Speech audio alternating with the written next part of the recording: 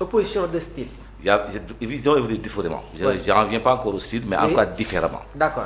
Le Maroc, craintif, douteux, timoré par rapport aux enjeux, qui commencent mal, avec beaucoup de lenteur, avec des ajustements pas conformes encore au niveau de la défense et du milieu de terrain. Donc, il a fallu la blessure de Sousse pour se rendre compte qu'il faut renouveler au niveau de l'axe, parce que le remplaçant Hakim, bien que rentré à la place de Sousse, on a vu que ce n'est pas lui. Et ils ont amené finalement le gosse qui évolue en Italie, qui apporte plus de stabilité. Il y avait également le retard d'entrée de Hakimi qui pèse quand même dans l'évolution et les jeux du Maroc. Alors ensuite, un événement majeur, une décision vraiment utile, c'est-à-dire que l'éviction d'Amrabat, parce que Amrabat, il était resté dans les élans de la Coupe du Monde, mais n'a pas réellement progressé, n'apportait pas de jeu en termes de contenu au Maroc. Donc tous ces ajustements-là ont fait que le Maroc a évolué avec des doutes, mais est sorti quand même de son groupe premier et a fait des huitièmes de finale améliorés, avec un jeu beaucoup plus rapide, beaucoup plus élaboré, et Hakimi qui arrive carrément maintenant dans l'équipe, qui donne un autre volume de jeu. Et Brahim Diaz trouve encore vraiment... c'est quasiment le meilleur joueur marocain depuis le début de la compétition.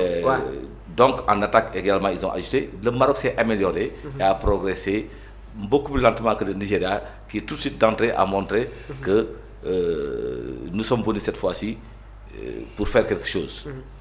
Et donc ce Nigeria-là fait du sans faute jusqu'à maintenant. Le Maroc a eu un match nul, mais le Nigeria n'a pas de match nul. Il fait du sans faute jusqu'à maintenant.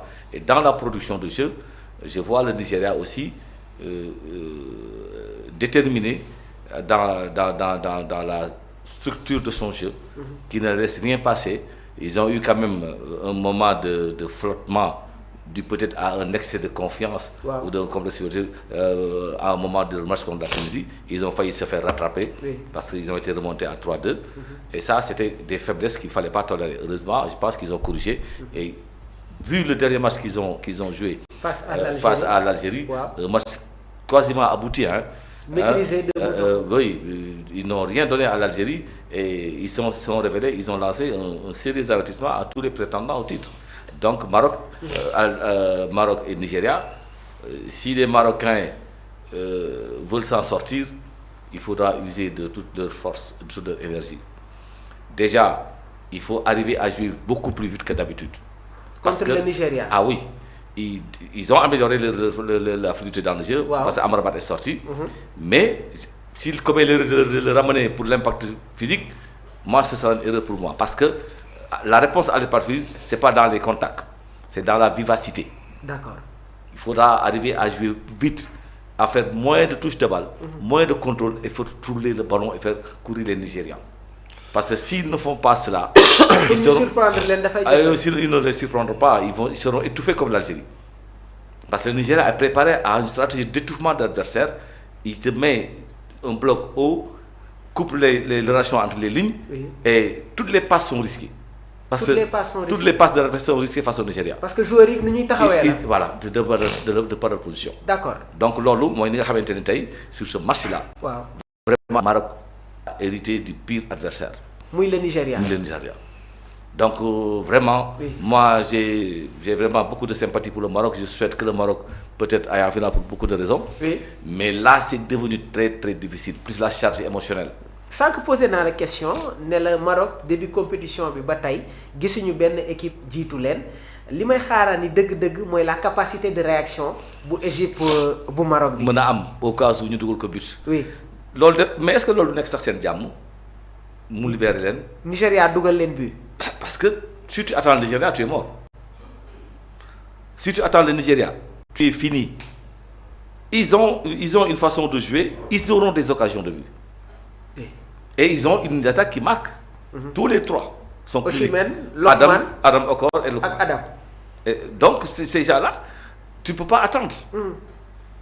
Autant def que ni xex bi xasna sumé ko dal. Dorante ko pañ dorante. Xey ko pañ bo xamantene naka danel.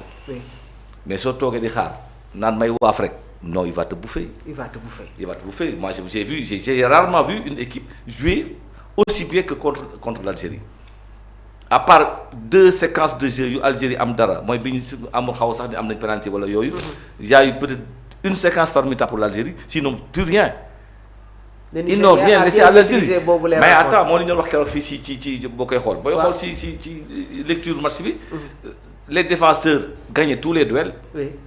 Ils faisaient de bonnes anticipations. Ils alimentaient leur milieu de terrain. Les milieux de terrain cassaient les lignes, créaient la supériorité, donnaient de bonnes balles aux attaquants qui se faisaient des cautions et qui marquaient. Oui. Mais ce football-là, c'est ce qu'on demande. Un entraîneur qui a une équipe de jeu comme ça, ben, tu vas t'en donner plus. am na ay internautes laataa may ñëw ci Maxu ñu commencé di me poser ay quelques questions concernant l'arbitrage. Bon man dama bokk si ñi nga xamante ni. oui jàpp naa ni on fait un mauvais procès aux arbitres. En les accusant d'être partisans. Je pense qu'ils ne sont pas partisans. Oui. Mais ils ne sont pas suffisamment formés, outillés pour être à la hauteur d'une compétition comme la CAN. Et donc, tu vois des gens parfois, c'est un problème de personnalité. C'est comme quand on accuse ici, juge à une liberté, juge Nangam Sangam. Le juge se donne la liberté, l'arbitre se donne le respect. L'application des règles se fait en bonne intelligence.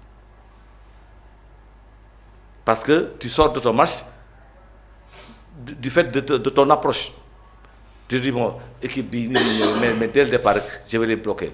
Je mettais 2-3 cartons, et puis ils vont se calmer. Non, un match de football, il y aura des contacts. Si pour chaque contact tu donnes un carton jaune, tu vas finir par mettre un rouge, les gens critiqueront. Oui. Les décisions, vraiment, il faut bien les mesurer. C'est un match de football. C'est un football de contact, pas de violence, mais de contact, où les gens peuvent se tirer le maillot. Ça, c'est des choses qui existent. Oui. Ensuite, ils ont une VAR qui doit les aider. Oui. Mais moi, je ne maîtrise pas la réglementation de cette VAR-là. Quand est-ce qu'il faut que la VAR appelle l'arbitre? Oui. En Angleterre, la VAR prend des initiatives. Oui.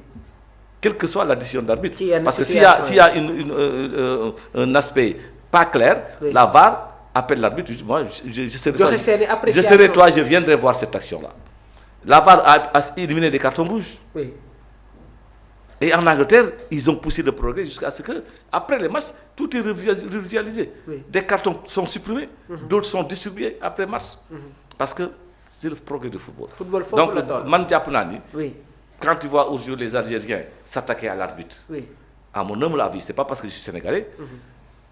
En dehors de cette balle discutable sur la main du défenseur algérien dans la surface de réparation, nigérian, dans la surface de réparation, je ne vois pas de faute majeure que l'arbitre aurait commise. Oui. Ba mu indi ñuy plainte ak demander enquête, des trucs comme ça.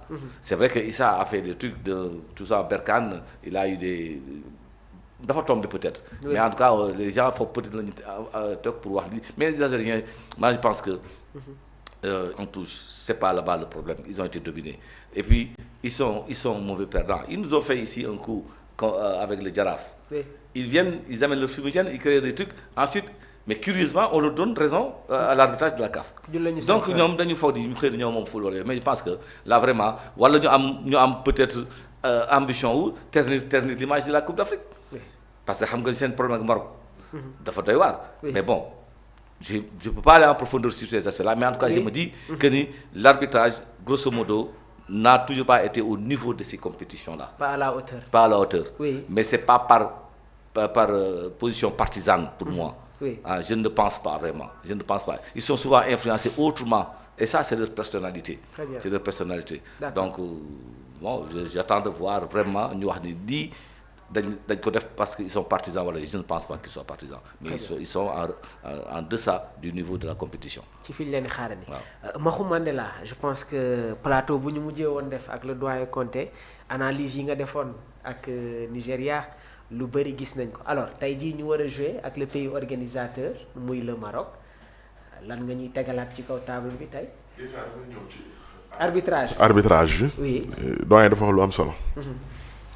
Influencer n'est pas corrompu. xam nga nit les arbitres aussi c'est des êtres humains.